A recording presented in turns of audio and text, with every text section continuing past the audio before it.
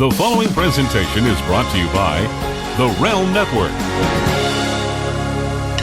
It's right about time again to swerve again, confuse the general fans again. Hello, everybody, and welcome to the show. I have a different show today. You know, I do a lot of different shows. I bring on a lot of different guests. I bring on a lot of different people from walks of life. And I'm very excited to have this guest on, and that's an absolute shoot on my part. Because if you're a wrestling fan, you know this guy. You might not know him by name. I didn't know him by name, but I definitely knew this guy because if you're a wrestling fan, you know him. He's huge. He's famous. As a matter of fact, I'm going to tease you a little bit. His name is Dave Wills. And the reason why you know him is perhaps he was a part of the most famous wrestling video of all time that many of us saw over and over again and loved and enjoyed and still talk about to this day. This is the gentleman that was a fan at a convention, and there was a Q&A with various legends in the business. And Dave asked the question of the legends, and this is the guy that got all choked up and said the famous line, "It's still real to me, damn it." Dave Wills, how are you doing today, Dave? Doing great, Vince. Doing great. Thank you very much for having me on the program. No, Dave, this is interesting because, bro, I don't have any notes or nothing because I know nothing about you. This is the first time you and I ever spoke. But somebody had seen that you were on Twitter, and they said, "Vince, you got to get him on the show." And I said, "I'd absolutely love to." So first and foremost, Dave, where are you living? Where are you coming in from? I'm located in Atlanta, Georgia, is where I've been born and raised. Not far from your old video store, as a matter of fact, in Ackworth, Kennesaw area. A long-time wrestling fan, dating back to about 85, 86. So you're – I wouldn't have pegged you for Atlanta, but you were born and bred in Atlanta. Absolutely. Sure am. Now, let me ask you this, Dave. At any time, did you ever frequent my video store in Marietta? I went in there one time. Did you I went really? there one time, yeah. Was I working? You were, and there wasn't a lot of wrestling in there. There were a lot of movies, not a lot of wrestling. Why didn't you say something to me? I didn't have a lot to say at the time. I asked you, "Was that all the wrestling you got?" And you said yes. Hey, well, you're talking about, Dave, you're talking back in the days when, let's face it, man, a lot of the tapes that were out there, the only ones available at that time, we're talking a long time ago. Well, remember the old Coliseum videotapes? I do remember the Coliseum videotape. I was more interested in the days of DiBiase, Duggan, and Doc back in the UWF and Bill Watts Mid-South. That's what I grew up on Memphis footage with the great Lance Russell and Jerry Lawler, Bill Dundee, a lot of the old school stuff. Continental in Atlanta, they had an 8-hour wrestling block on Channel 36 and later Channel 69, and it was fantastic. You could see anything from AWA, WWF, NWA, Mid-South, Power Pro, Continental, Memphis. The list goes on and on. It was fantastic time to be here. It was a great time to be in Atlanta as a wrestling fan. Hey, Dave, at the time when you were able to get all this wrestling, around what year are we talking about? 85, 86, 87, around that time, yes. So basically, being from Atlanta, that wasn't necessarily your favorite territory then, was it? George had already went away at the time. It was there was some local stuff. There was Deep South. It was also on Southern Championship Wrestling from Georgia. Was on the shows later. It was a great time in Georgia, but as far as Georgia Championship Wrestling, no. Then it all went to Jim Crockett Promotions and other things at the time. So Dave, I can already tell in 5 minutes you're a historian of the game, and I respect that. Let me ask you this, Dave. Let's go back to the early roots because I can remember the very first time I ever saw wrestling on television. And Dave, just understand, you and I came from two different areas. So I grew up on a product that was much different than what you grew up on. But I will say this, Dave, I was able to see, and I was blessed to see a lot of the great Gordon Soley and a lot of that stuff from, down south in Florida. I even remember, Dave, back in the day, I went to matches in Florida. I got to see the great King Curtis against Dusty Rhodes. Yes. Bro, that guy, I mean, he was probably the scariest wrestler I've ever seen in my entire life. Chairman of the board. Later came into the Dungeon of Doom in WCW. But manager of Kamala and Sika. I got it. Dave, I went, man, you are a historian, Dave. And very much so. Dave, I went to a live match in Florida. It was like really down south. It might have been Tallahassee. I don't even remember, but I'll never forget it as long as I live, Dave, because it was King Curtis and Dusty. And bro, it was a bloodbath. Like I'll both men from head to toe covered in blood. And growing up on the WWE, we really never saw anything like that. Was that a lot of the flavor in the South and in Memphis and in those areas? Was it much more violent than, say, Vince McMahon Sr.? Well, in the Southeast, I think a lot of the big things about pro wrestling was you had so many territories. You had to go out and draw money. You had to put a butt every 18 inches to get somebody in there. So a lot of personal battles came up. That's why you saw Jerry Lawler and Bill Dundee in Memphis. Why did it work? Because it was legitimate. Did they fight all the time outside? No, there wasn't a cross word. However, everyone knew Lawler's got his thing, Dundee's got his thing, and they also knew that there was a little jealousy. There was a little bit of professional rivalry, let's say, where Lawler thought he was the best. Dundee thought he was the best. And people would see that. They go in there, the personal battles. Oh, man, wow, there is something real here. And that's one thing what made it work. Same way with a lot of the other Southeastern territories. You wanted to see a fight is what you did. And that's what people wanted. The personal issues is what draw. The aspect of realism is one thing that was very helpful in drawing money in the Southeast.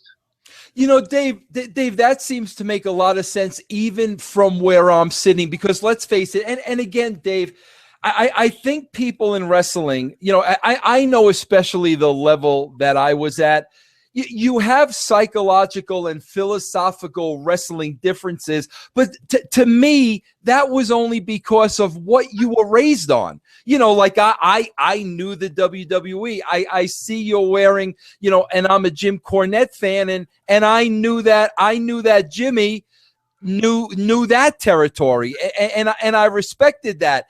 And you're right, because like when you talk about Lawler and Dundee, and like you compare them at the same time maybe to the WWF,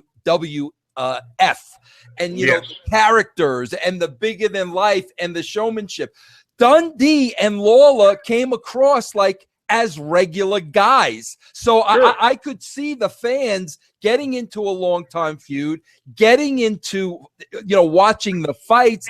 And I bet those guys probably worked pretty stiff with each other. Well, there wasn't a need to have characters at the time. What you were seeing is people who had their volume turned up a couple of notches. People who were real as far as, yes, they were Jerry Lawler when he goes home, but at the same time when he's at the matches, he's got his stuff turned up. Same way with Dundee. No one's writing for him. No one's giving them a script. They're going in there and producing their interviews themselves and saying what comes to mind. And it works. Just like, hey, Lawler, you got this. You got the Southern title. I want to be the Southern champion. Hey, I want to be the world champion. I want to fight Flair when he comes to Memphis, Lawler. And I'm going to do whatever it takes to take care of you, to take you out. That's the thing that drew money. People wanted to go in there, and they wanted to see the heel get his comeuppance. They wanted to see somebody like a Skandor Akbar get his clock cleaned by Hacksaw Duggan. They wanted to see, Buddy Landale whenever he was, behind Butch Reed and, being the coward and everything. They wanted to see someone get a hold of him. And when Butch went out and turned face, they wanted to see Butch get a hold of Buddy Landale. Rest in peace. Fantastic talent. But the personal issues drew money. That's one thing that happened. Now, as time waned on, as Vince McMahon came out and said it's all a work, and everything. And of course, he did it because of the simple fact is, hey, you can avoid the taxes, you can avoid other things. And that was a great thing for him. But for the business, I don't know if it necessarily was. You don't see a lot of the promotion. We're down to very few promotions now. WWE is the main game in town. TNA, depending on the day, if they're even in existence. Global Force is trying to come up. They run a TV tape, and I don't see them with TV. Ring of Honor is on Destination America, but they're down to one show. The business has changed. It's all open. You have websites that cover it all. We couldn't have done this program years ago. You didn't have. You had the kayfabe sheets, the Melchers, the Mike Johnsons, the Kellers, the Mitchells of the world. That was underground, and now it's acknowledged. People know about that. People interview with Dave Meltzer all the time. They interview with Brian Alvarez. Same thing with the Torch and the Insider and everything else. The business opened up. Has it been for the best? I'm not so sure it has been. At the same time, I know you're a movie buff, you're a movie fan. It's a great time to go in there and be able to have, movies. Everyone wants to see John Wayne. They want to go out there and they want to see a great hero, a great villain. And that's what people want to see. But at the same time, in wrestling, it's a little different. You just don't have this hero and this hero. It doesn't stop. You have somebody who's fighting. No one wants to go on TV and see, hi, I'm Larry Hagman. I'm playing J.R. Ewing. This is Patrick Duffy. He's playing Bobby Ewing. We're going to be fighting today. No one wants to see that crap. They want to see the heel, the face, go in there, fight, whatever, get the payoff. That's why the Rousey fight worked. Ronda comes in, there's a personal issue. Hey, bud, you're talking about my family. I'm fighting for a fallen friend, Roddy Piper. Hey, it works. Why? Big buy rates. I was at a Hooters in Charlotte, North Carolina at the Fan Fest for Mid-Atlantic Legends. Wow. Filled up. Some wrestling fans, I'm sure, but a lot of UFC fans. I really feel UFC has taken the place of pro wrestling now to a certain extent as far as seeing something that people want to see. And to be honest, I'm just going to be totally honest with you. I don't think a lot of the stuff that we saw, I understand the Attitude Era, it was great, but at the same time, a lot of the stuff, I'm not so sure. I didn't understand you putting Ric Flair in the desert. I'm still trying to figure that out. Certain things I don't get. And maybe you could explain that to me. I didn't quite get some of the stuff that was being written. I didn't get you. You're a taller man than I am, but you're managing AJ Styles. I would think that as a writer, a booker, or something like that, you would want to make the top star of your promotion, if it's TNA or whoever, to appear to be larger than life. Why put the manager smaller? Would you put Daniel Bryan managing King Kong Bundy? Well, you got to understand something, Daniel. With all due respect, that was Jeff.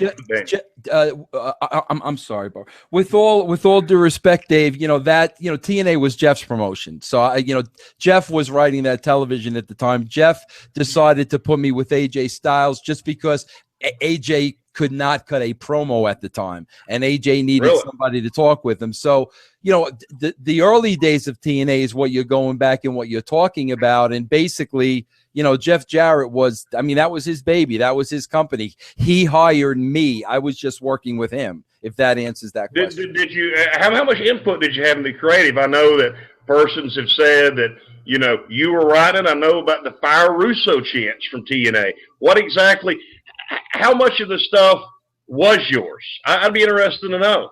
Well, that's hard to answer because all the time at TNA, pretty much for most of the time, it was myself, it was Jeff, and it was Dutch. It was pretty much the three of us. I loved Dutch Mantell. Hey, listen, great guy. Hey, Dave, let me tell you something straight up. I've said this a million times. I'll say it 1,000,001. The two most creative geniuses I've ever met in the wrestling business are Jim Cornette and Dutch Mantell. I've said that 1,000,000 times. Nobody's like them. The way they think, the mind they had for wrestling, the stories those guys can tell. I had all the respect in the world for them, but it was literally a TNA. It was myself, Jeff, and Dutch, but Jeff was the boss.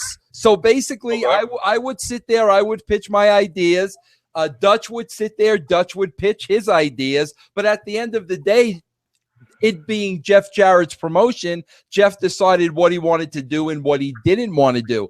As far as the Fire Russo chance, well, bro, that's, a lot of that is, internet wrestling community driven. It's the cool thing to put the heat and put the blame on Russo. I mean, that's what a lot of people that, especially in the internet wrestling community, that's what they do. But I mean, like I said, bro, that was not my promotion. I was working for Jeff Jarrett. There was about, to be honest with you, Dave, there was a 2-month period, honestly, between the time, Jeff was sent home and the time Eric and Hulk came in. There was literally 2 months at TNA where I literally had the book and was writing the show the way Vince Russo did.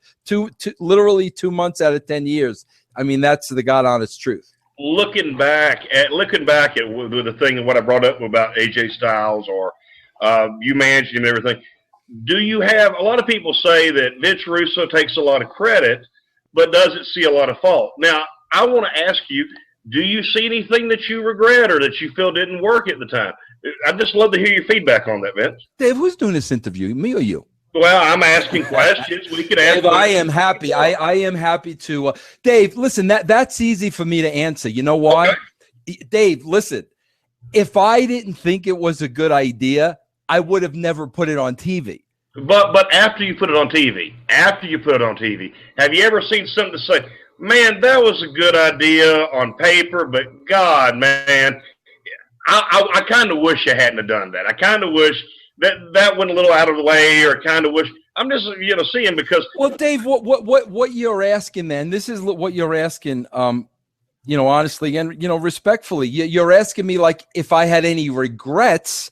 Sure. And the truth is, Dave, that I didn't, because really? but let me explain to you why. If something didn't work the way I wanted it to work or the way I thought it would work, I learned from that and I tried to get a lesson out of that. And if there weren't failures, I would have never been able to learn from failures and make myself better. So I don't look at failures as, that's something I regret. I wish I never did that, because with the failures, I think it made me, just a better writer, a better storyteller, a better character development going forward. Was there anything that you can mention right now or that you could recall that you said, man, that right there helped me be better and everything? Anything that you can think of? Absolutely. Hey, Dave, I say it all the time. Hey, I was 100% responsible for what I feel was one of the worst things ever done in wrestling history. And I've said, people never want to hear me saying these things, because when I say these things, it disbunks that I don't admit any failures. So I've said this story a million times, but nobody will ever listen to it. I'm glad you're here, so you'll listen. I'm listening now. I booked the worst thing in history. We had a match between Al Snow and the Boss Man, and it was the dog kennel from hell.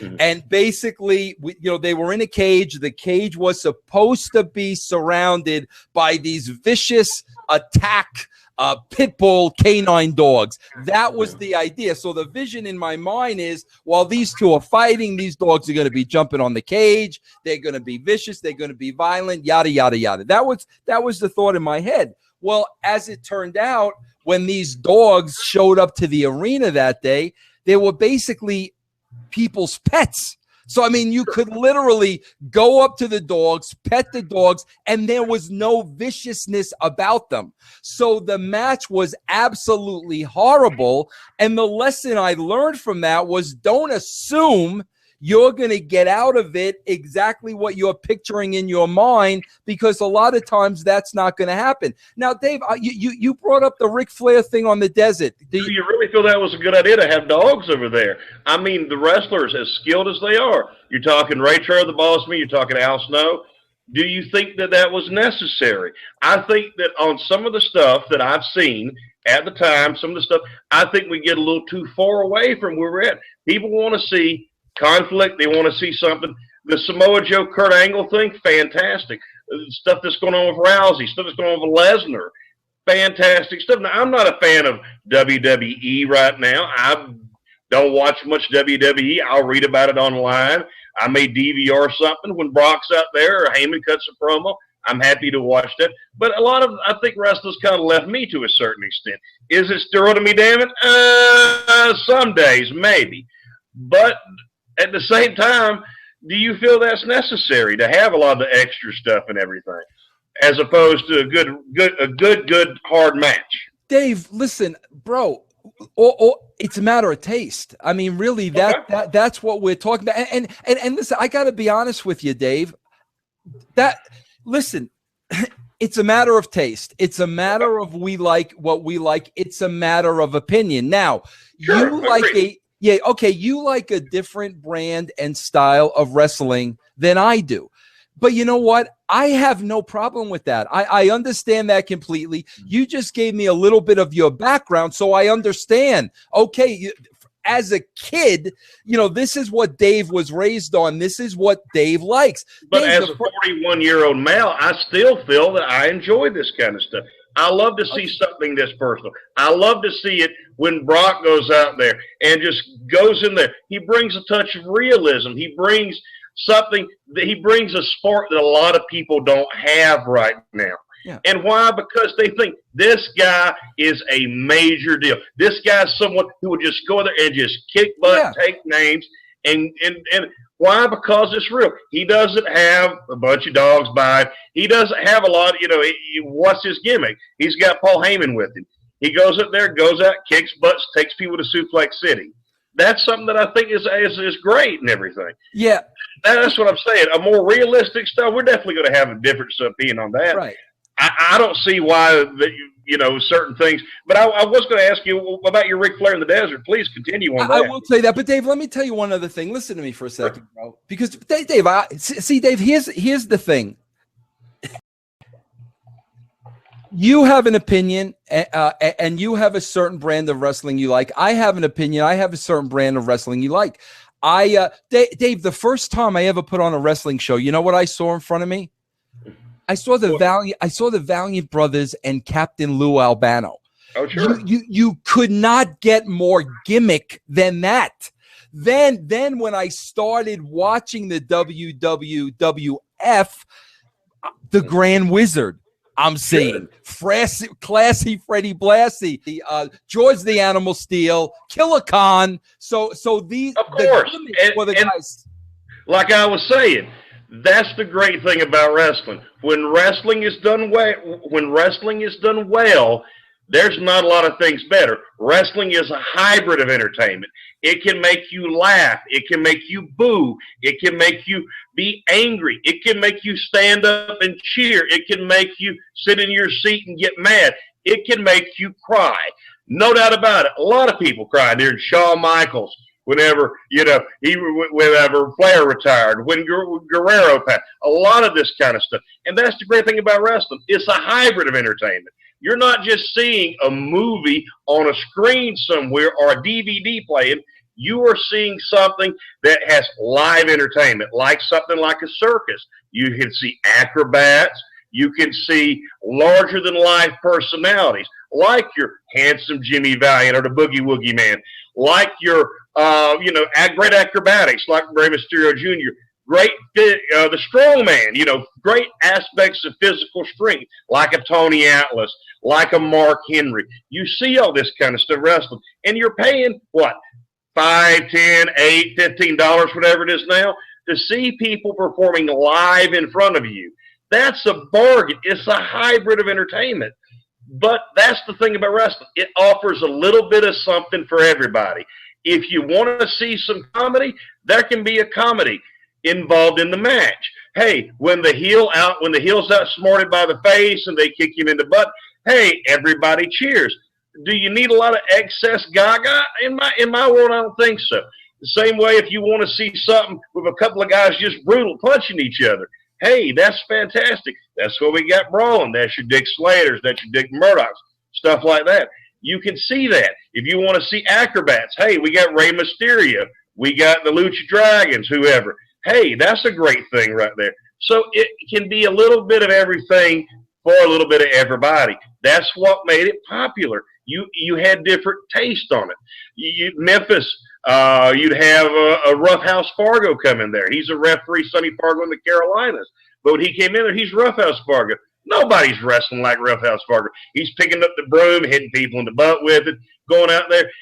Would it work for every match? Absolutely not. But for the way it was set up, for the way the history, for the backstory, it worked.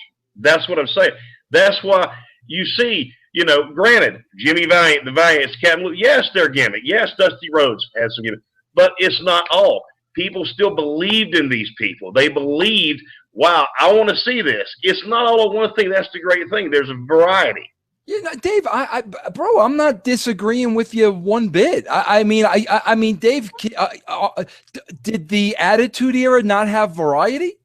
Of course, the Attitude Era had variety. I'm not denying that. The Attitude had variety. They had great talent like Stone Cold Steve Austin, like The Rock, like Undertaker. The Attitude Era, one of the great things about that you had a guy, you had one situation with Bret the Hitman Hart, where no one really knows the realism of that. Is he going to take the belt with him? Is he going to retire? Well, still, people knew he didn't like Shawn Michaels. They knew there was heat between them. And people wanted to say, man, I got to see this. I don't know what's going to happen. And then the other thing that helps spur the Attitude Era is after that thing with Bret, after Stone Cold, you had one thing that was unreal. Nowadays, you see 50 turns a week. You see all this stuff. Somebody's a heel, somebody's a face. Who knows what they are one day? You had 20-plus years television announcer, Vincent Kennedy McMahon, once in a lifetime goes out, opportunity, flips it around, and becomes the promoter, the character he was born to play. What a great talent that was. Yeah. Was some of it good? Yes. Did some of it go to the extreme? Yes. I feel bad about some of the struggles people faced during that time. Granted, people are independent contractors. People know what they're going to do. I think Vince should go out there and do a little more. At least the wellness policy is stop the deaths in wrestling, which I'm glad to see. But the important thing is that, did it go too far? Maybe. Did you have too much going on? Maybe. It did make some money, but now you see that take a step back. You can only go so far with something.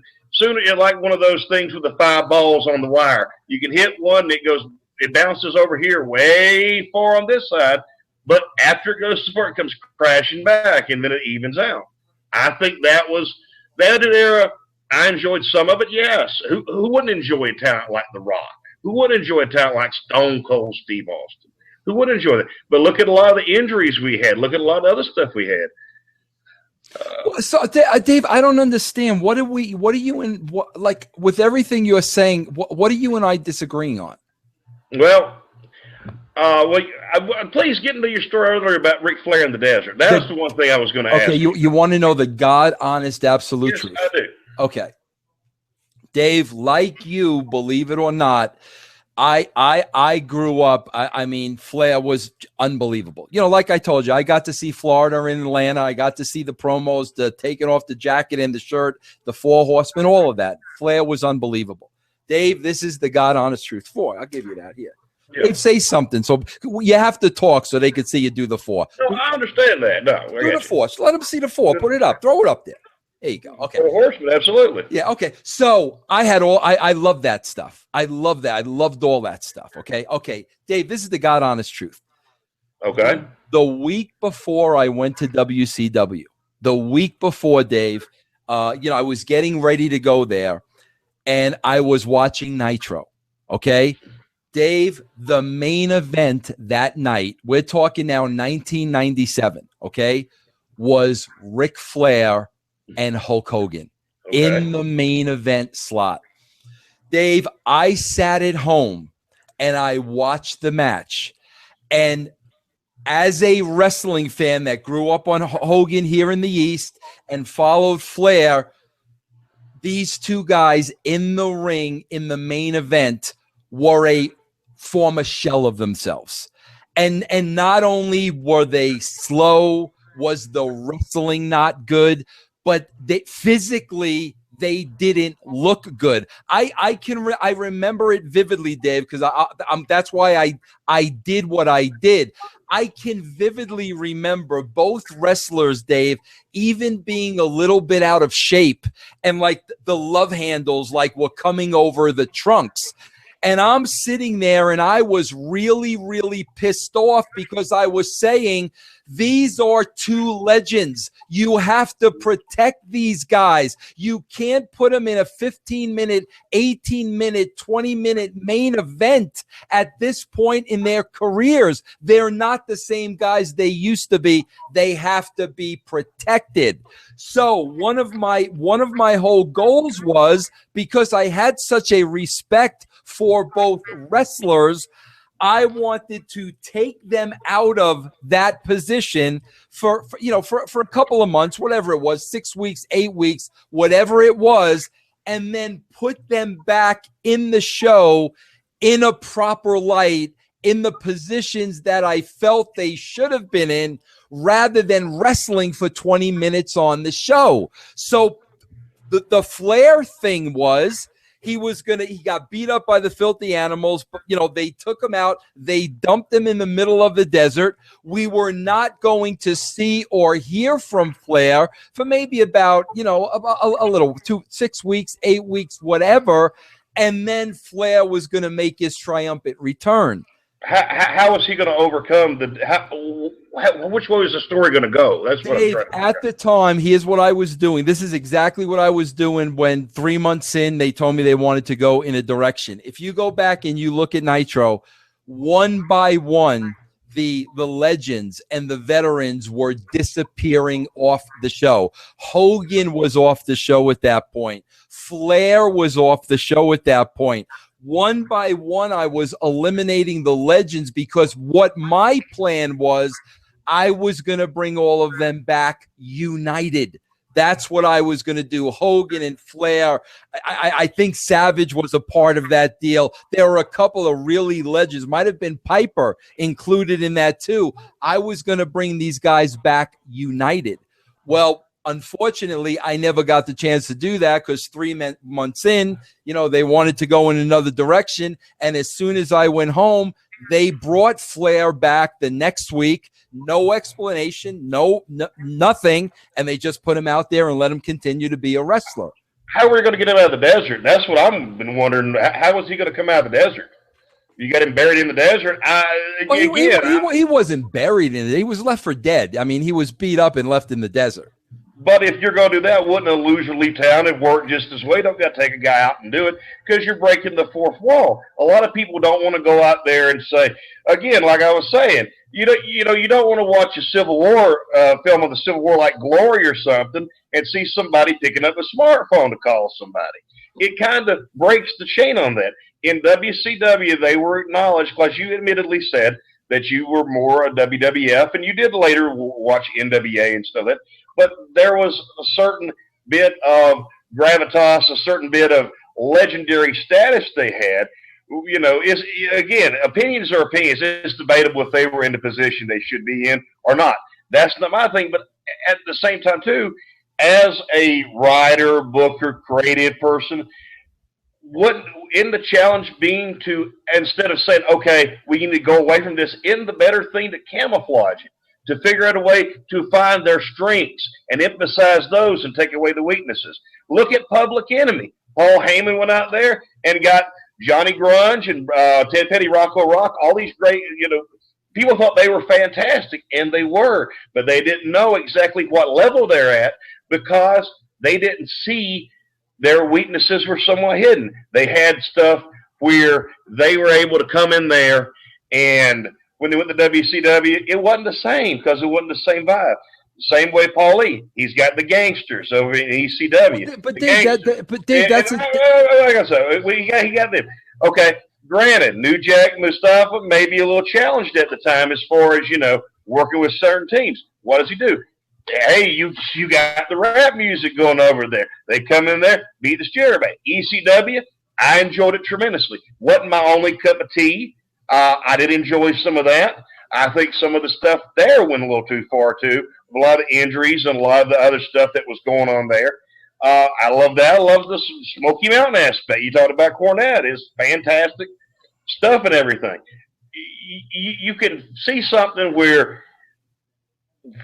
when someone should be on top, that's a great question. But as far as legendary status, you talk about your respect for the legends and stuff, and you're taking them all to bring them back united. It's like I don't think a lot of people want to see Abdul the Butcher and Dusty Rhodes team up for a match. Maybe for one time, but at the same time, when you get right down to it, hey, let's go ahead and see Flair and Savage and everybody. That may be good for a little bit, but Dave, you're getting all back to matter of taste. Dave, listen, one of the things I never forgot when I was watching wrestling down in Atlanta, and I had him on my show the other day. And you just said, hey, people might not want to see, Flair and Hogan together and this, that, and the other thing. Bro, one of the things I remember down in Atlanta was when I forget the pairing, but even Dusty was in a cage match, and you didn't know who his partner was going to be. And all of a sudden, his arch enemy, Nikita Koloff showed up. Yeah, as his I thought that was the greatest thing I ever saw. I'm not denying it. But that's what I'm saying, Dave. It's just a matter of taste. But here's my point. Am I going to hate you as a person and a man because your taste and opinions are different than mine? Well, I would think not and everything. Yeah, we can disagree on civil things. But at the same time, I'm not involved in wrestling. My living is not to be a wrestler. At the same time, Dave, I don't want to interrupt you, but why weren't you, bro? You would have been great. I mean, did you try to get in the business? No, I've done some managing and some ring announcing in Georgia and some other places. But no, I never did really have a desire to get into the wrestling business to a certain extent, because even though I had grown up around it in '92 in a karate studio in Atlanta, Georgia, there was folks like Steve the Brawler Lawler, Glacier Ray Lloyd. He was Glenn Gilbert Eddie at the time, the Disco Inferno. I saw all these guys, and I could have paid for training and got in and stuff. But no, because at the time, I didn't see it. I saw the challenges. I saw the challenges of guys driving up and down the road for very little money. I saw the challenges of, like you said, keeping cosmetic looks. I saw the challenges of how rough the road is. And to be honest, hey, I took the easy way out. I went and got the shoot job, and I worked hard at that. That's what I did. Now I'm a project manager of a government contractor in the Atlanta, Georgia area. And while I may have missed the opportunity to do that, it's just as well, because what I came up with, what I really grew up with, came up in life with, it's not there anymore, really. You might see some of it, but it's really not there. You don't have a Memphis promotion where you can see people come in there and break in. You're not going to see various managers come. You don't have all the territories to work in anymore. I had a lot of respect for the wrestlers as well. Like you were saying, where, that's where the whole thing about It's Still Real to Me, Damn It came from at the Fan Fest in Charlotte, in Spartanburg, South Carolina, the tribute to Starrcade, where my internet video was made, I guess. I come in there, and I'm all excited because I'm getting to see all kind of people that I've enjoyed. I went to a Fan Fest in Charlotte, the Mid-Atlantic Legends Fan Fest that Greg Price does every year before, and I got to see all kind of people there, your Jim Cornette, your Midnight Express, and all. And I was excited because I was going to get to meet Jerry Lawler that day, Harley Race, favorite wrestler in the world, the Barbarian. I was super pumped in that. But along the way, when I walked in there, I'm looking around there, and I'm seeing Harley Race having trouble getting out of a car. I'm saying, my God, look at what this sacrifice this man has done. I saw Mick Foley. Years earlier, I met Mick Foley. He used to live in the Atlanta area. I actually was doing a little bit with lawns and landscaping. Got a chance to mow Cactus Jack's grass. Hey, living a dream. There you go. Saw him. He was getting around slowly. Yeah. Poor Bobby Eaton was having a rough time. And I'm looking around. I get to meet Jerry Lawler, and he's still Jerry Lawler. I get to meet the Barbarian, and I'm just so thrilled to meet a guy who I'd grown up loving. My three favorite guys growing up: Barbarian, Buzz Sawyer, Eddie Gilbert.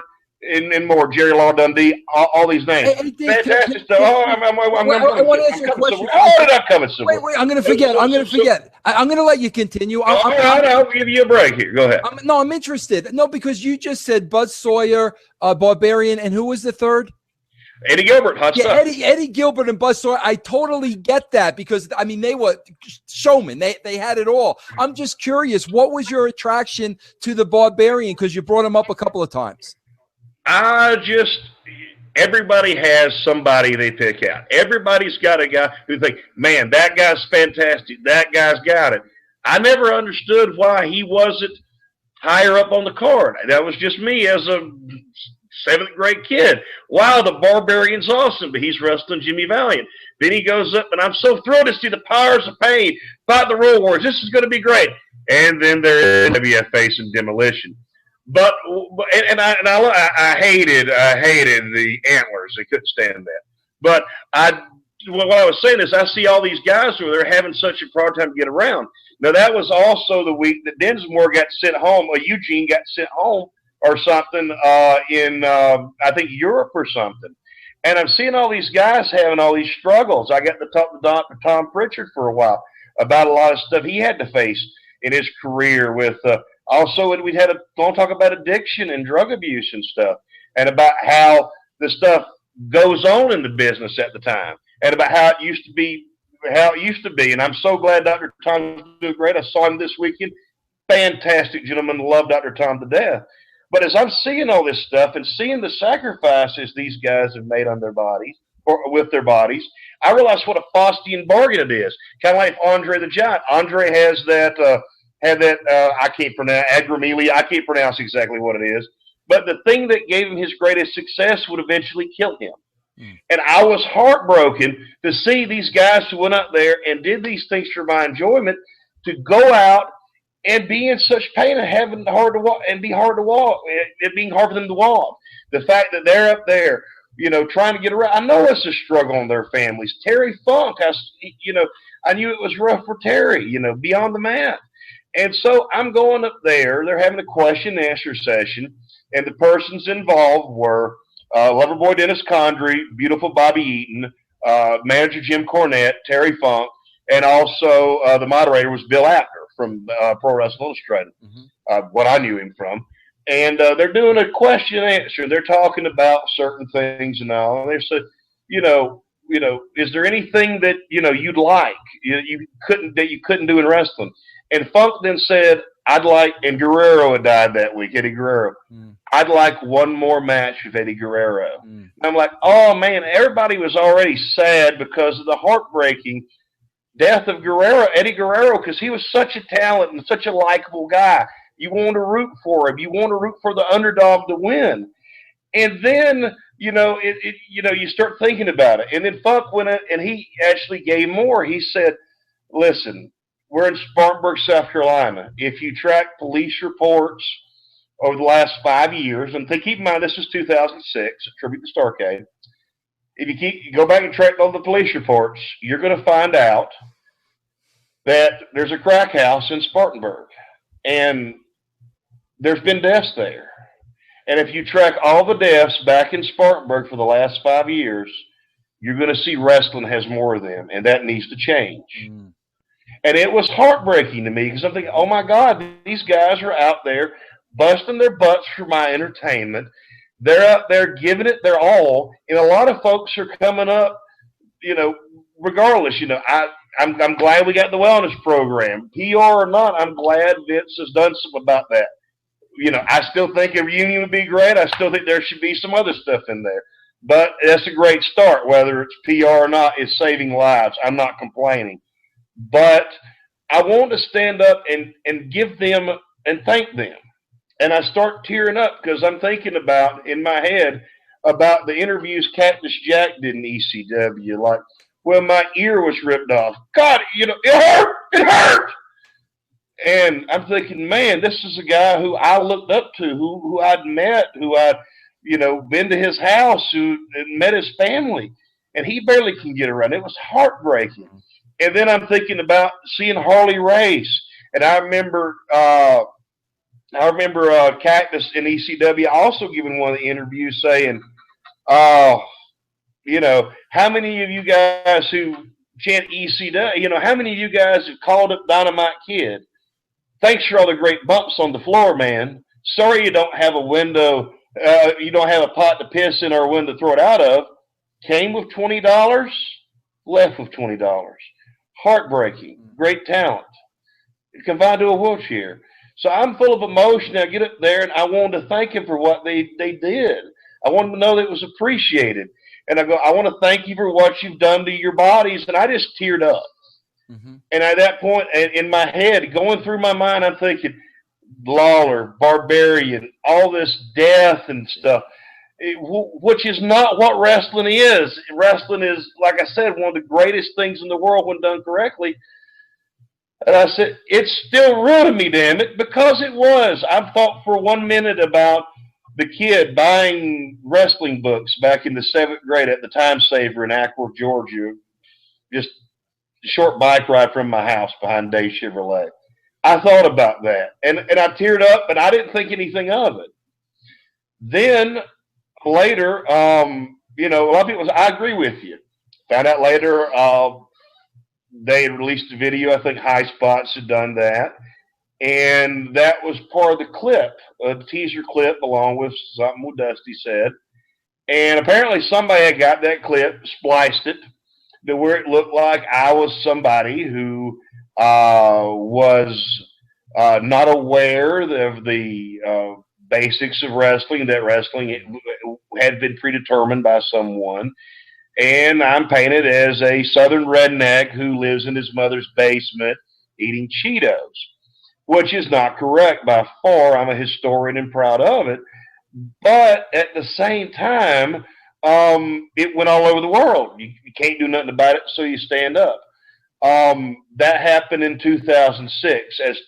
As things went on, 2010, wind up on tosh.o. Web Junk with VH1 did a little thing with me. And, you know, people say, well, what do you think about it? I'm like, hey, I got to live the dream. I got to be, you know, on tosh.o. I got to sit down and eat enchiladas with Sergeant Slaughter and Coco Beware, the $1 Million Man. I got to, I was called by promotion in Lenore, North Carolina, and they said, can you be a ring announcer for a couple of matches? And one was the Powers of Pain against the Midnight Express. Now, Cornette wasn't there, which I was sad about a little bit, but great match. Would have loved to have seen it, got to see it in person. And the best thing was that I've just thrilled me there is I got to ring announce a match with the American Dream Dusty Rhodes against Jerry the King Lawler. And Lawler cut a promo on me saying, what are you looking like that for? You look as bad as Dusty Rhodes. And while I'm hanging my head down in shame, trying to look all pitiful and sad because he's cutting a promo on me, I am smiling ear to ear because I'm thinking, Dundee, Austin Idol, so many others. I'm getting a promo cut on me by the King of Memphis, one of the greatest ever. And that time was fantastic. It was wonderful. And to be able to have certain abilities, to be able to go in there and, you know, talk. I was interviewed by Mr. Alvarez and able to do certain things as far as that goes. Talk about history and stuff like that. Be able to reach out to people. Some people like, wow, Dave, I feel the way you are. I'm like, yeah, I understand where you're coming from. Thank you for the support. I look at it similar to where, at the same time, if they're going to pick on me, if they're going to say, hey, buddy, you know, yeah, you cried on TV. Yes, that's okay. Look at all the things going on in America today. Look at bullying in schools. Look at, you know, struggles with races. Look at, you know, kids on Facebook, on social media, you know, committing suicide because they're coming out that they live an alternative lifestyle, that they're gay. Don't pick on those folks. Those folks may not be strong enough to handle it. I'm 41 years old. I've made a lot of mistakes in life. I have made a lot of good things, and I have made a lot of good decisions in life. I feel that if you're going to take credit for your success, you must take the blame for your failures. I'm doing that. If someone wants to pick on me, Hey, I cried a little bit on TV. Wait a minute, but Dave, you look at that as a failure? No, I don't look at that as a failure. But that's what No. I said in life, okay. I take credit for my successes. I have to take the blame for my failures. Right. Just like yourself. Yeah. Whenever you went out and wrote a TV show, if the buy rate was low, the pay-per-view, or the rating was low, guess what? You know, as a man, you stand up and you say, doggone it, hey, whatever I was cooking, they weren't eating that night. Right. Whatever they were buying, whatever I was selling, they weren't buying. That's what everyone should do. If you go in there and you say, hey, man, you know, I did great at work. I went out there and made a great thing at work at the same time. You turn around and you have a screw up. Hey, I'm the manager. It falls on my shoulders. And that's the way I look at life. To be able to go and do this, while I'm not going to be able to rob a bank, while I'm not going to be able to do, while whenever I go for a job interview or when I talk to a prospective employer or something, I got to say, hey, there's this little thing on YouTube. There's this thing on tosh.o about me. People say, listen, I'm concerned about how you do the job, buddy. Some customers have even said, hey, that's the greatest thing ever. Appreciate your passion. One of my bosses, Mr. Clark, went out and said, hey, I look at this no different than you're a hardcore football fan. Hired me for the job, did a great job. And man became a great mentor and friend to me to this day. You know, people judge people all the time by the words they speak. They judge them by what they do. A lot of people will judge New Yorkers, persons like yourself, say, hey, you know, he's from New York, blah, blah, blah. A lot of people judge folks from the South. Hey, they're ignorant, they're redneck. It's not true. Same way they'll judge white or black or gay or transgendered or a combination of things. They think everybody who is Asian person is the same, or everyone who's Hispanic's the same. We're all different folks, 100%. You just can't judge. I hear the internet wrestling community. I go on the internet. I read the internet. I read opinions. I know their opinions, but I'm not the same as everybody else. You're on the internet. You like different things. I like different things. Yeah. You really can't clump them together. When I was first getting into wrestling and all, as far as seeing things that went on, I'm thinking, hey, you know, they got the sheets. These are the greatest things in the world. You know, reading all that stuff and all, and just, you know, having your eyes open. On one hand, I'm happy to learn about the inner workings. On the other hand, I'm not too happy because, you know, the Easter Bunny's not real. Yeah, Santa's not coming to town. To be emotionally invested, I think that's one thing. As far as the business, as far as the openness, I think it's gotten away, but I do think it's got some good things. You know, promotions are watched a little better. They're not able to do certain things and con people. I think that's a good thing. I think it's good to have persons look at wrestling, but if it's an opinion, sure. Hey, everybody's got one. Exactly, Dave. And hey, listen, Dave, I don't want to get into it because I don't want you to, you know, speak for him or anything like that. But I'm not going to hate somebody because their opinion is different than mine. I'm going to understand their opinion is different than mine because of the business that they grew up in and what they liked and what they enjoyed. Maybe you said speak to him. Who are we talking about, Cornette? Cornette hates me because of my views of wrestling. Is that the only reason, or is there anything else? Or? Dave, I have to tell you, Dave, I do not have a hateful bone in my body for Jim Cornette whatsoever. I would have a conversation with him on my show or his show any day of the week that he wanted to have it. I just think it's unfortunate that you're going to hate a human being because they have different opinions than you on the wrestling business. I just think that's unfortunate, bro. I don't want Jim Cornette to hate me, but I'm not going to agree with him on his views of wrestling, so he doesn't. What's your major difference with him? I know Mr. Cornette has said certain things like, have you done certain things that he said about trying to sabotage him or anything? You're denying you've never done anything like that is what you're saying, correct? I've said the story a million times, and Dave, this is why I've said it a million times. I don't say anything I would not say directly to Jim Cornette.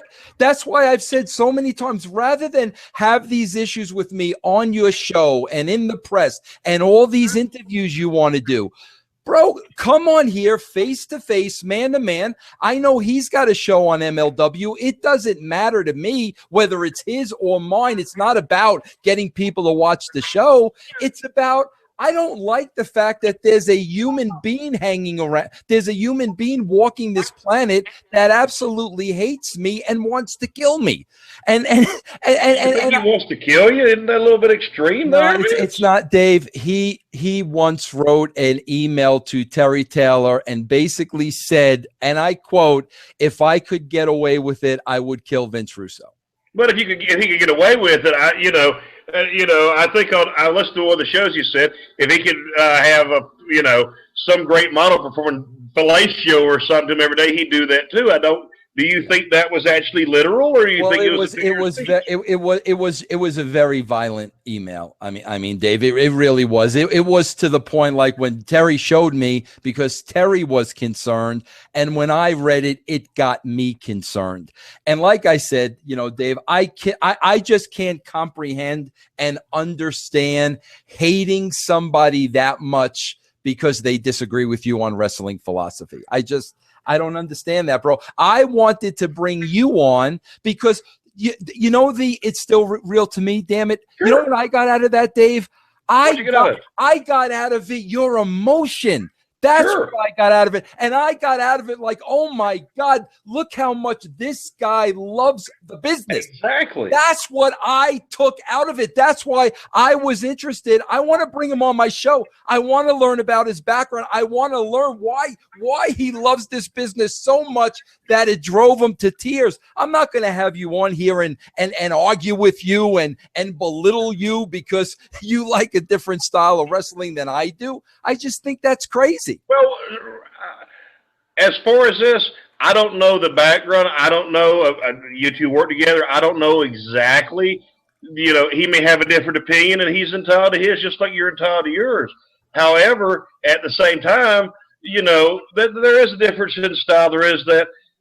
I'll have a reasonable discussion with you. And yes, I did have a lot of emotion, but a lot of the stuff that happened, David Arquette is world champion. Did you have something to do with that? Yeah. Well, guess what? That made it unreal to me. That took me out of it because you got an actor up there. I didn't understand that. I didn't understand you as WCW world champion. What's up with that? That'd be like, it'd be like David Crockett going in there and beating Tully Blanchard or something. Yeah, but Dave, I got driven through a steel cage and won it on a technicality. I didn't beat anybody, Dave. Still, the belt wasn't looked at in the Southeast as it was a prop. The belt was looked at as you were the best wrestler in the world in this promotion today. I understand and that. It's kind of crapped on, and I felt it kind of crapped on the promotion at the time. I didn't quite understand why you'd want to do that. Why do you put it on David Arquette? I think a lot of that stuff drove stuff away. It's still Ruby, damn it, but I got to be honest with you. Some of what you've done, some of your writing, drove me away and took the realness out of it. And I hate that. I don't hate you for it, per se. I disagree vehemently with you on it. But again, you were the one who was paid. I was not. But I would have rather not seen those things happen, honestly. I understand that. And like I said, listen, I don't do anything unless there's a reason for it. And, I did those things for reasons. And I help me with the reasons. I would love to hear them. Okay, which one would you like to? Which one? Both. Why you put the belt on the Arquette and why you put the belt yourself. The reason for putting the belt on Arquette was twofold. First of all, I say this many times, and I don't say it to take the heat off myself. I made the call. I want to make that perfectly clear. And I still would have done the same thing. So I don't say this to take any heat on myself. We had our production meeting that day. The production meeting was over. David Arquette was not going to win that match. I think Paige was going to win or whoever was in it. David Arquette wasn't even in the discussion. The meeting was over. Tony Schiavone came up to me. And Tony said, Vince, I just, there's something on my mind I have to tell you. And I said, what's that, Tony? And Tony said to me, Vince, what if David Arquette won the match? And Dave, that so blindsided me that I was thinking, if I didn't see that, and I wasn't thinking that, me, Vince Russo, in my demented head, then nobody at home is going to think for a second that could happen. Okay? Now, Dave, let me finish because I let you talk. So, Dave, now I'm like, Tony, I never even, that thought never entered my mind. So now you got to understand, Dave, I bring everybody back into the meeting. I bring, all the agents back into the meeting. Bischoff came back into the meeting, everybody. And I said, guys, Tony just suggested this with David Arquette. I said, I never even thought of it. I never considered it. I said, I think it'll catch everybody by surprise. I said, I think we might be able to get some publicity out of it. What do you guys think? Everybody in that room was on board.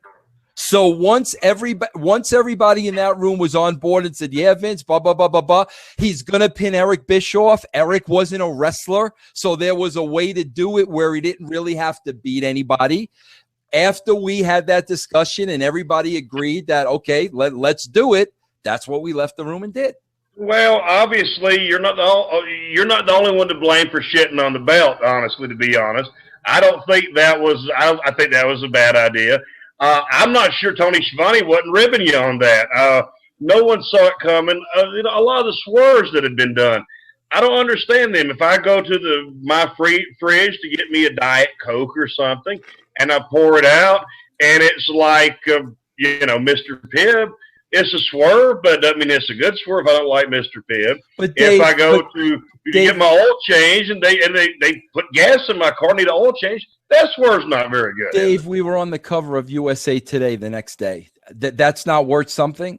You could be on the cover of USA Today if you ran naked and jumped the fence of the White House. It doesn't mean it's a good thing. All publicity isn't good. If Vince Russo comes on, you're talking about publicity, that's great, okay. If you are, and being positive, let's talk about being positive too. If you are on the front page of the New York Times and you've been accused of being an Al-Qaeda sympathizer or something, you've got great publicity. Wow, Vince Russo, front page of the New York Times.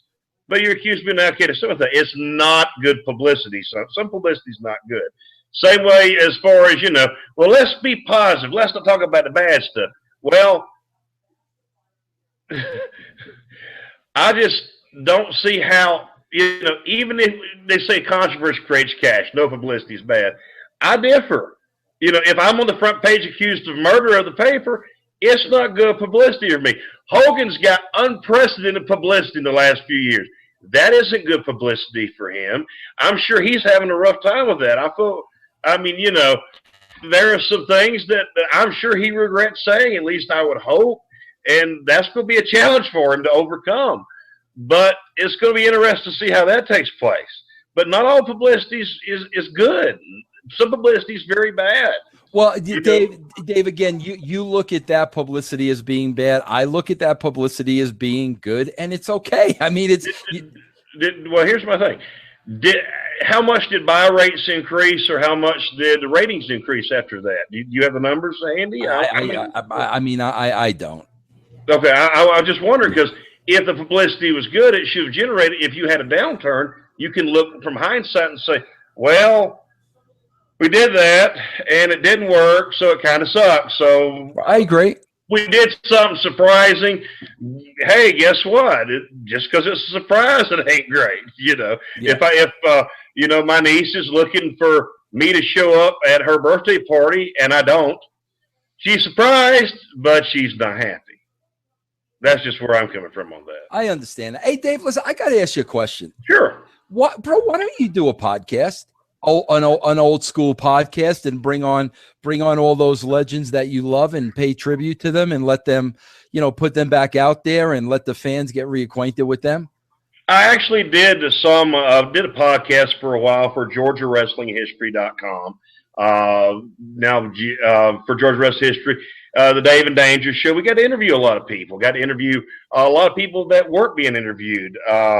Your Wildcat Wendell Cooley. Got to interview the Trooper Dale Wilkes, Cowboy Bob Orton. We had some great interviews on that. My friend and I did that for a while. I'm a little strapped on time now. My job takes up a lot of my time, so I just haven't went out there to do a podcast in a while. I like it. I enjoy it. But at the same time, it's a lot of work, a lot of research. If I'm not going to do it right, why do it? If I'm going to half-ass it, I really don't want to do that. That's not something that I think is conducive. I want to put my best effort forward, and I'm not doing that. I'm not only letting myself down, but letting the people down too, the listeners. Yeah, but what are you doing, Dave? Listen, I'm being totally honest with you, bro. I enjoyed this conversation. I'd love to have you on again because I think we could have great conversation. I have so many questions about where, the style of wrestling, what you enjoy. That's a whole other conversation. We haven't even scratched the surface. But, man, it's just that you are so passionate. And like I said, that's what I took away from the "It's Still Real to Me, damn it." I just feel you need to share this. The passion and the love for the business. Like how do you get that out? How do I get that out? I go to some shows. I watch a lot of YouTube. Unfortunately, it's not Attitude Era I'm watching. I watch a lot of Mid-South. I watch a lot of Memphis, a lot of Georgia. Continental, I watch a lot of that. I read a lot of stuff on the net. I enjoy my wrestling magazines to a certain extent. Yeah, but that isn't sharing your wisdom. That's how you're enjoying it. Well, I did get a great run with the promotion in Georgia, Peach State Wrestling, run by Shane Knowles. It was a fantastic opportunity to go in there. I was able to be a commissioner, announcer, and also a manager. And when we're talking about old school and heat, we were able to get quite a bit of that. We had the exotic ones. They were two teams for claiming they're the real exotic ones. Rick Michaels and Stony Hooker were a team. Simon Sermon and Tommy Too Much were a team. The referee was the promoter. And I was the commissioner, and we all jumped in, formed a little faction, won all 4 belts. I got real hill heat. I didn't do it because I was playing a character. I didn't go out there and, "Hi, I'm Dave Wills." No, I'm not shaking hands with nobody. I do it because I'm not there. I'm the jerk you want to see get beat up. I get in the fan's case. I got my car keyed. Now, on one hand, I'm upset and angry saying, "Man, my car got keyed." But on the other hand, thinking, "Wow, that's heat." I got death threats, legitimate ones. Yeah. So I was able to do that, and at the end of the day, we had just like with movies and books, beginning, rising action, climax, falling action, end. We had that. We had a start, a middle, and an end. At the end, I wrestled the promoter. I would never do that normally, only because that worked in that situation. I don't want to crap on the business and put myself in a wrestler's shoes. I would never want to be a world champion or a title holder because I have too much respect and don't feel that would be something that I'd want to do. It wouldn't be appropriate. But to do a match, the fans got to go home happy. I got knocked out, and they started a little Porky chants and sent me away, and I went away and came back one time, was able to do a little interview, turn face, and help one of the guys help Simon Sermon defeat the hated Tommy Too Much. Got an old school run, and got a run in an old school Georgia promotion. Very happy. Can't say enough about the guys down there. Great bunch of guys, great bunch of talent. Really enjoyed working with them. Big bucket list. While I couldn't go out there and be a manager, I got to go out there and do that. A few years back, I got to go to Memphis with Mr. Hughes. Curtis Hughes is a friend of mine. Kurt's a great trainer. Uha Nation, A.R. Fox, Heath Slater, so many other guys. And Curtis like, "Hey, man, I need a ride." I'm like, "You need a ride?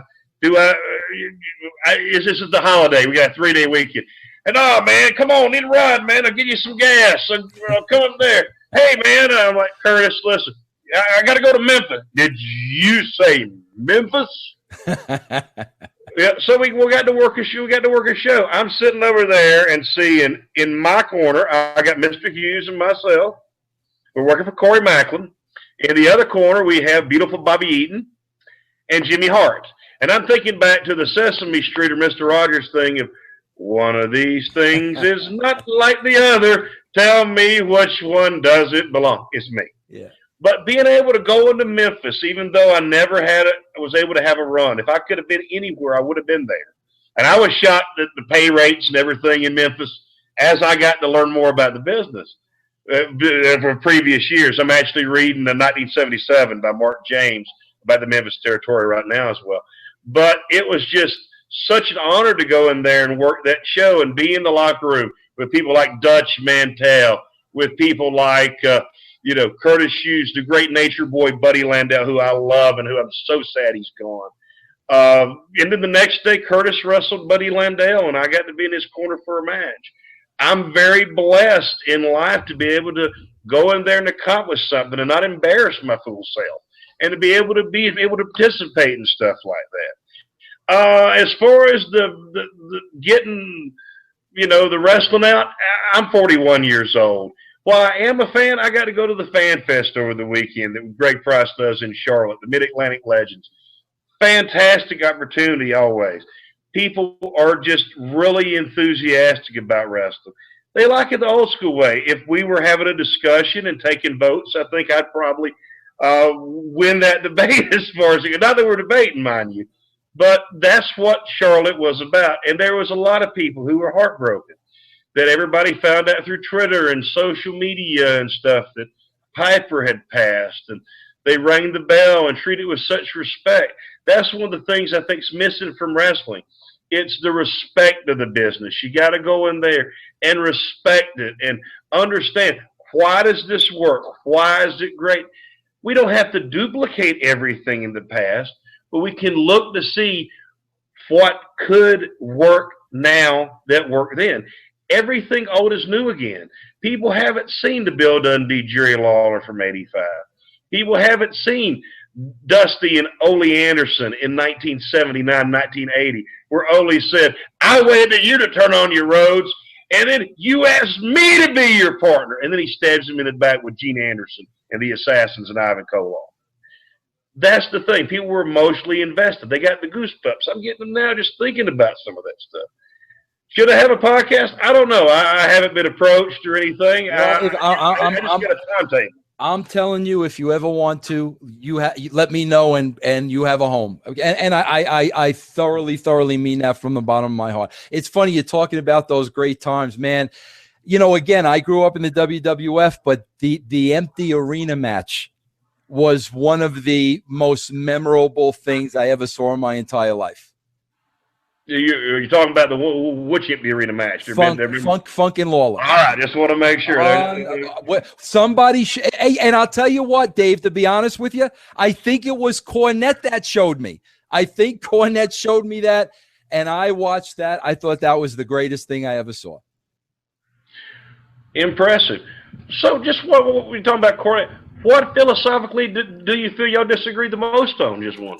I mean, Dave, Jim Cornette will always say when you bring up Vince Russo's name, he will say Vince Russo killed the wrestling business. And the way I look at it, me personally, Dave, this was my philosophy, okay? And again, it's an East Coast mentality. Dave, I loved the business so much, and I grew up a fan of the wrestling business.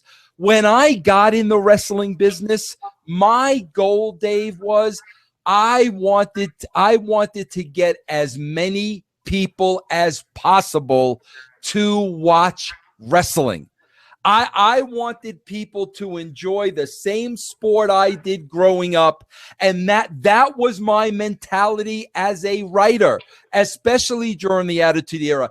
Get as many people to watch this as possible. Make it as popular as you can. Make it mainstream. Make people be talking about it around the water cooler Monday night. And that came out of my love for the business. I just wanted that audience to grow to a number that nobody could ever imagine.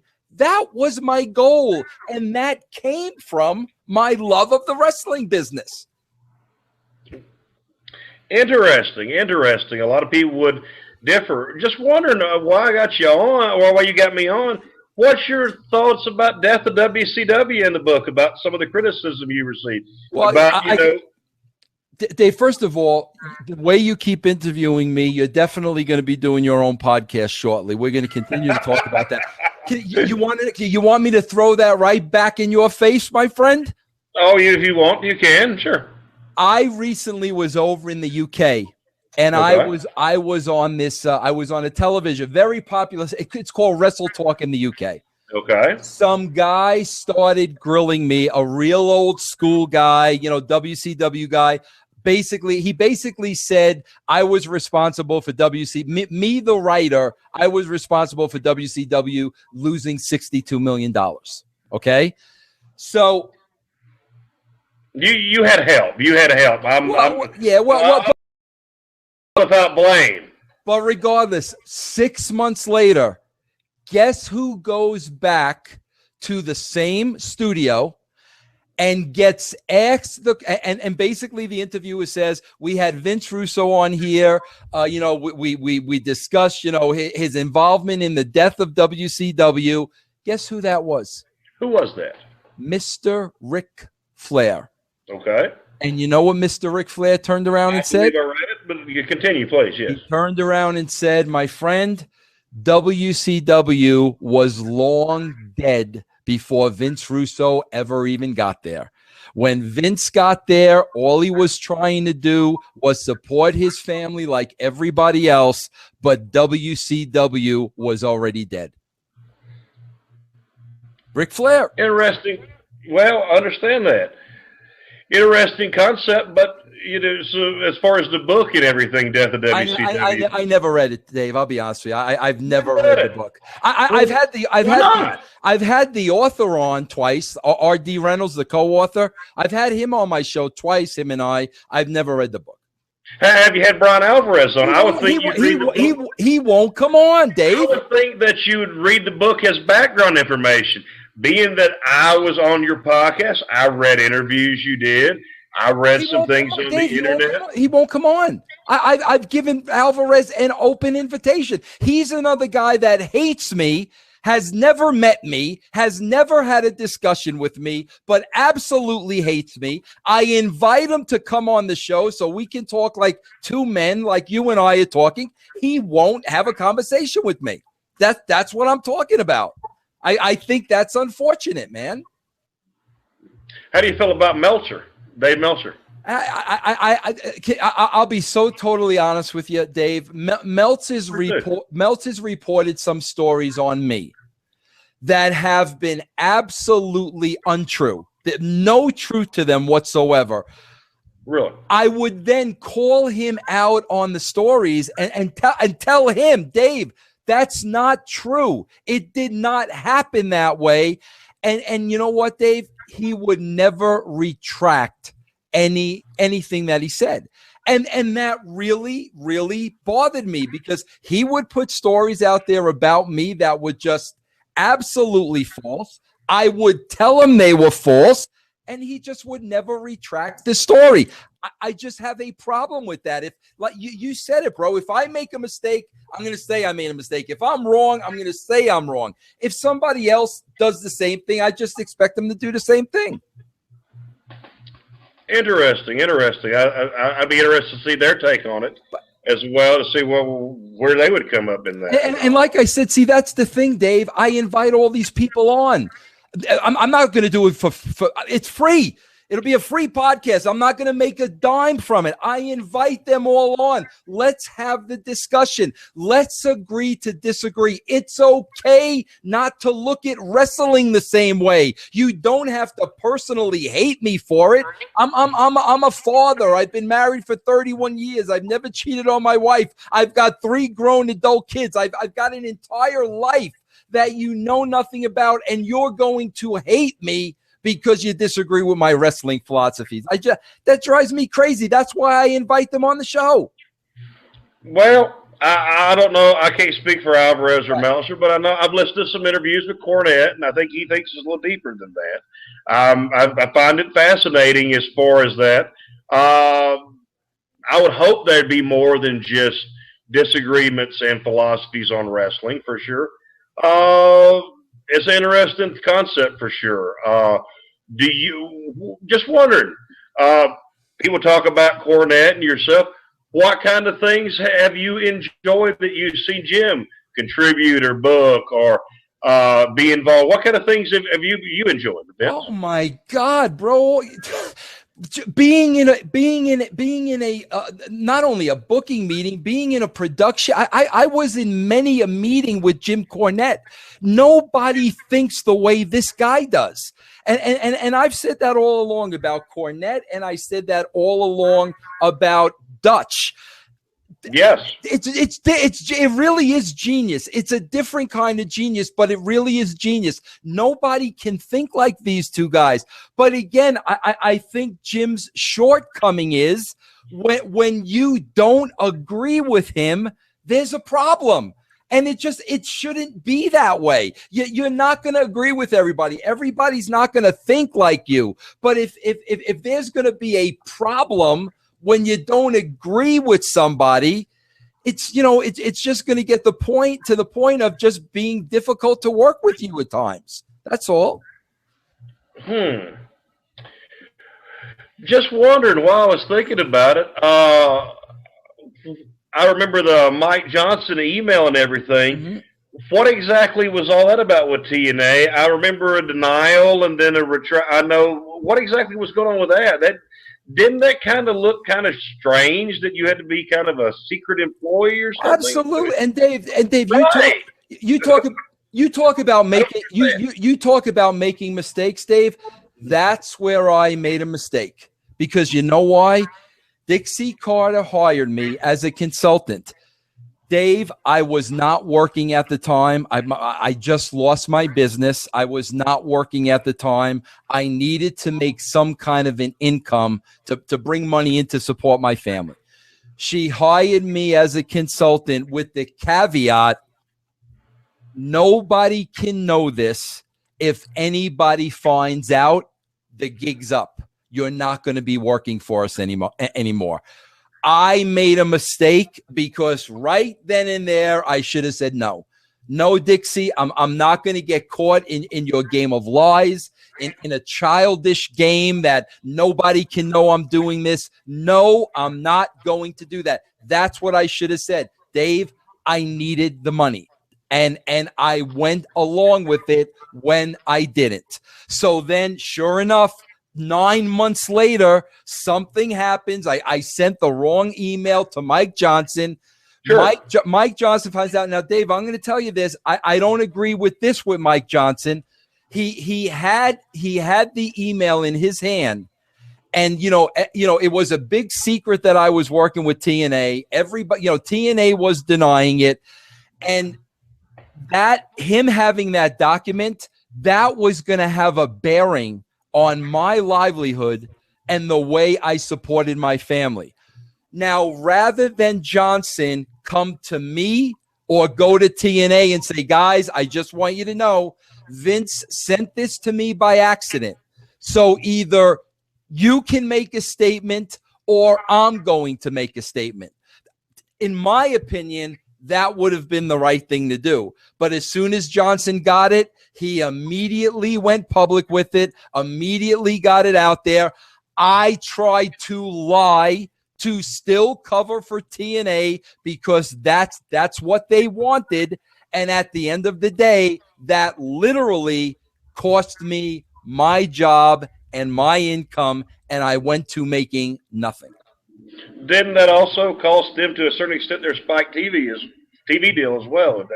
See, Dave, that's all the stuff. Asking. Yeah, no, that's all the stuff you read, Dave. That's all the I'm stuff asking you. I'm talking to the horse right now. I'll tell you right, Dave, what happened was John Gaborik, Dave, when she didn't want me to tell anybody, okay, my thought was, first of all, the first reason I thought she didn't want me to tell anybody was because Bischoff was still working there. Okay. And me and Eric Bischoff did not get along. So when Dixie said, Vince, I don't want anybody to know, I thought it was because of Bischoff. Okay. A week later, Bischoff got sent home. So now I'm thinking, okay, let everybody know what's the issue. She still did not want anybody to know. And I asked her several times why. She would not answer me. Now, John Gaborik during the time said, Vince, we're going to do this for a while. At the right time, I'm going to go to Spike TV. I'm going to let them know that you're consulting with us.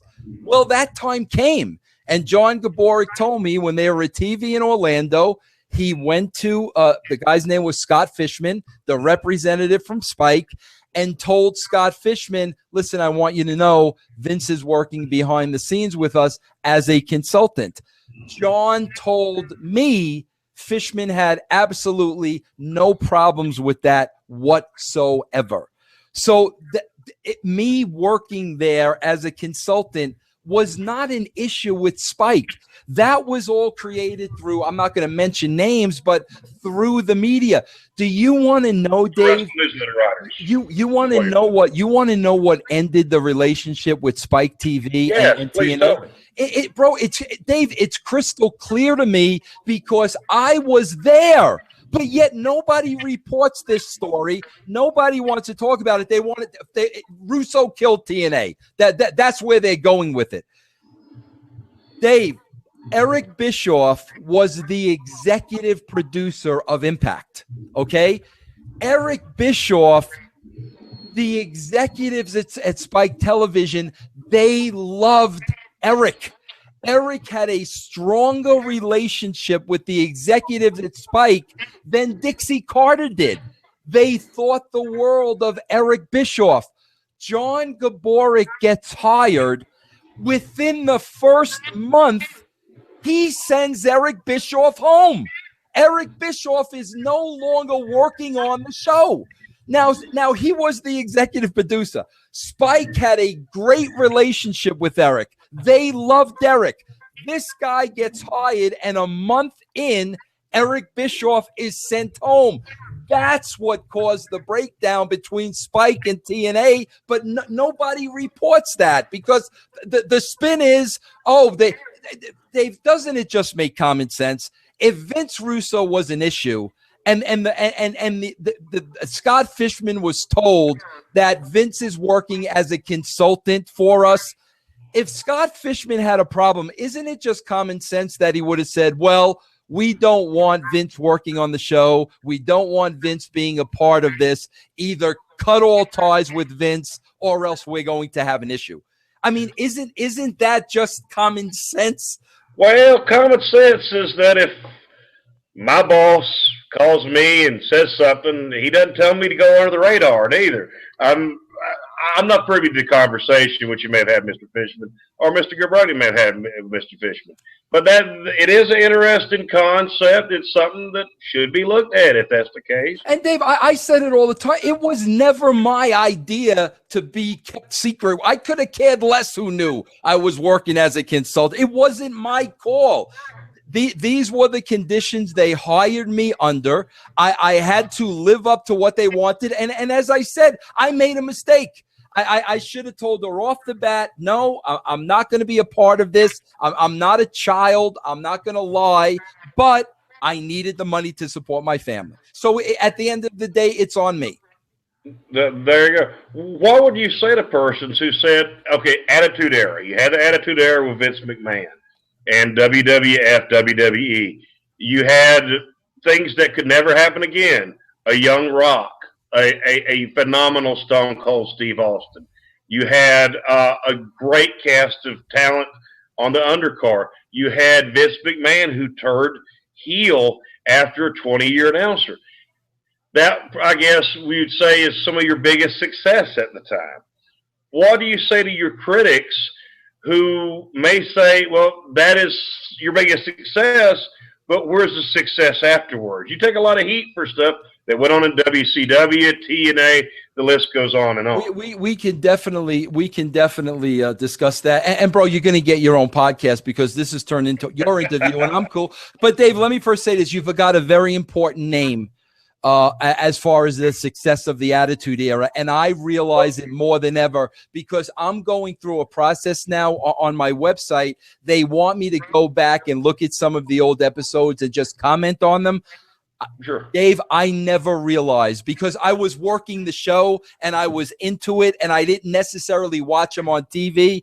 I never realized what a role JR played in the success of the Attitude Jim Ross, yes, and I could even add in Mick Foley was absolutely real as well. But Jim Ross, he was at the Fan Fest in Charlotte, did a fantastic job, did a question and answer with Ricky Steamboat, did his one-man podcast. It was excellent. It was unbelievable. Excellent. But I'll answer that question for you. So it was definitely my greatest success.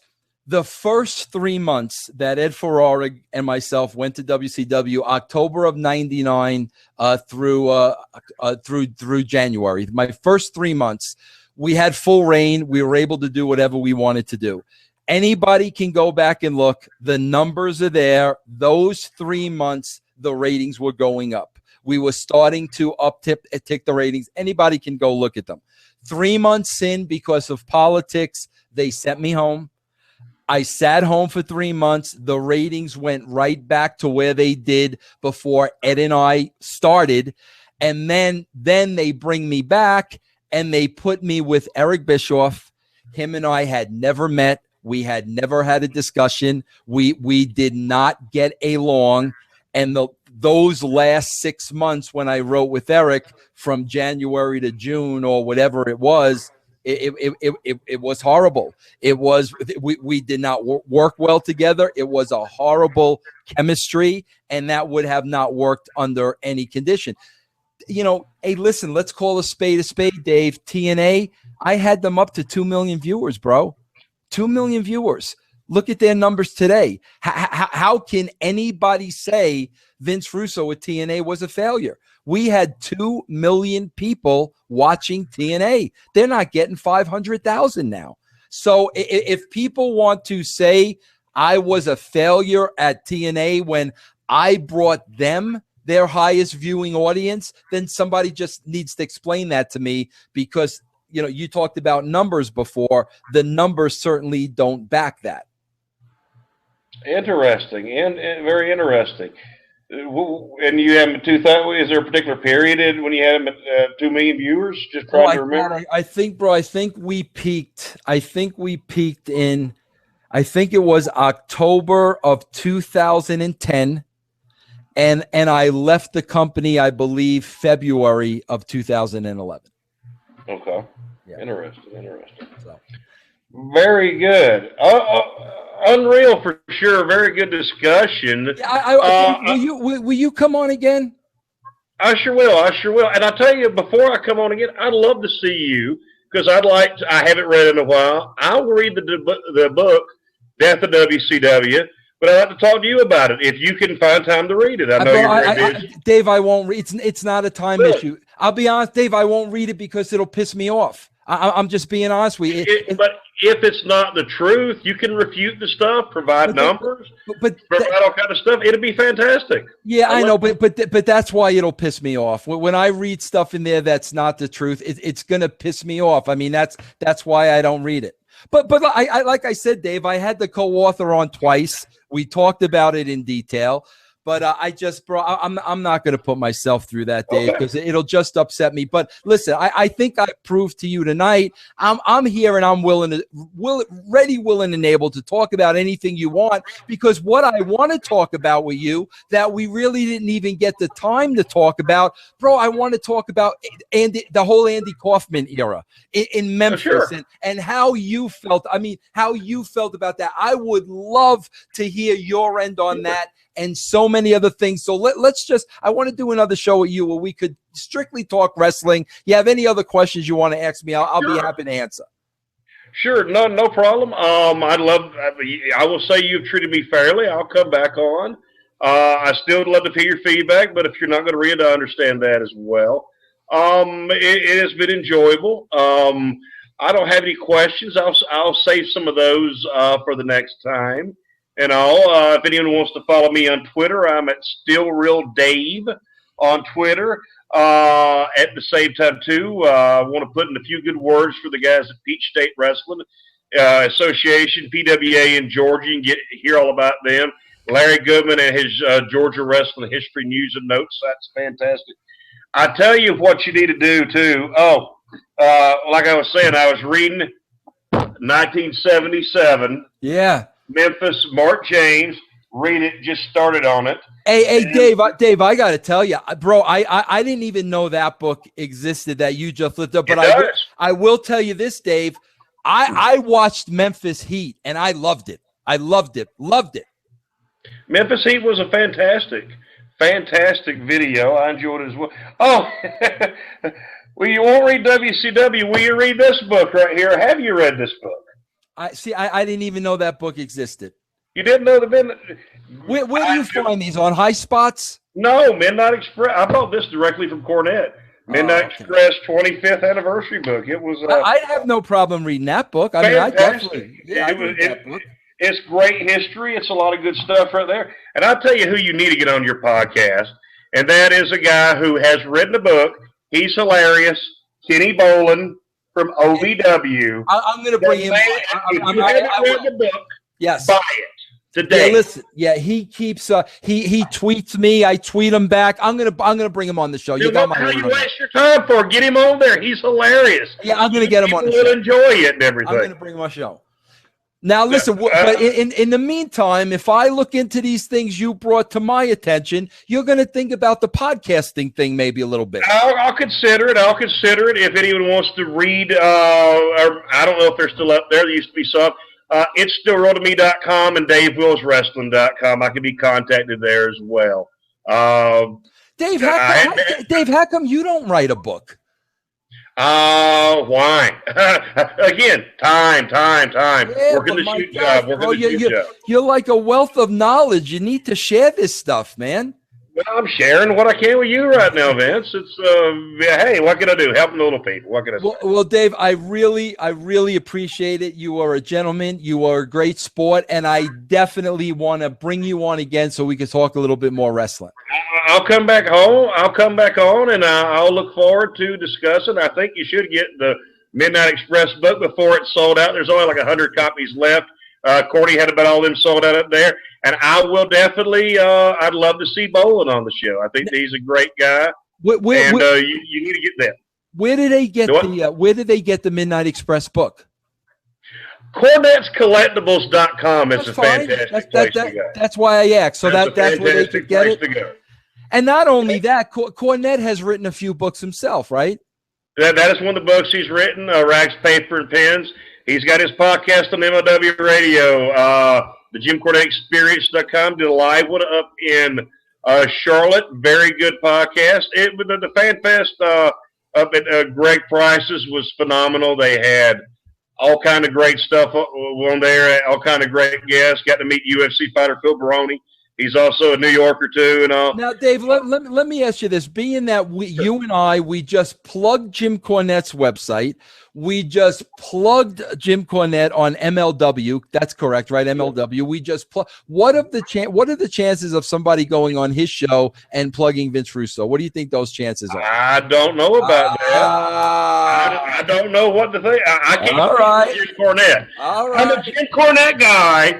But I cannot speak for Jim Cornette, just like I can't speak for Vince Russo or Jim Ross or the Barbarian or Vince the Kid McMahon. Bro, you love that Barbarian, huh? Well, yeah, he's a fantastic guy. So's all the guys, and I want to thank all the wrestlers, like I tried doing in the video. Thank them for what they've done. They have went out there and done a lot in their bodies. They went out there and had a lot of struggles. It's a rough lifestyle. You're traveling. You're a gypsy. It's a challenge. Yeah. Are there benefits? Sure there are. Adoration from fans. Hey, women, sex, drugs, and rock and roll it sometimes. Sometimes a little more darker side. So we need to thank those who've done what they did, what they've done for entertainment. And while you and I disagree on wrestling, I think it'd be a little bit better my way. You think it'd be a little bit better yours. You know, we can agree and disagree. Like I said, I'm sure if Cornette has, I would highly doubt it's just about wrestling. It's what my personal take of it is. But again, I can't speak for him. Well, fair enough, Dave. And listen, I thank you for being a great sport. I thank you for accepting the invite. I thank you for coming on and sharing your wealth of knowledge with us. And I look forward to the next time when you and I can meet again, sir. Thank you for having me on. I'll be listening for it and appreciate your time. And believe me, as far as wrestling throughout the years and my love of wrestling, it's still real to me, damn it. The money shot. You saved the money shot for the end. Dave Wills, thank you very, very much for coming on the show. Everybody, be back here next week. Same bat time, same bat channel.